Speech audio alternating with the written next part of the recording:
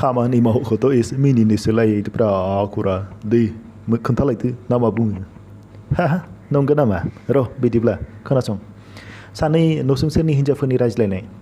सेथि हिन्जावआ बुंबाय मोनथिगौना आंहा 20 बोसोरहालागै सासेबो गथ' जायाखैमोन दाना नैथि हिन्जावआ एसे गोमोफ्रामनानै सोंबाय बेनिफ्राय नों मा खालामनाय दाना सेथि हिन्जावआ बुंफिनबाय बेनि उनाव आं जेब्ला 2 बोसोर जायो आफाया आंखौ हाबा हरनायसै बेवहाय बेनि उनाव बाबु गिदिरा जोनोम जायो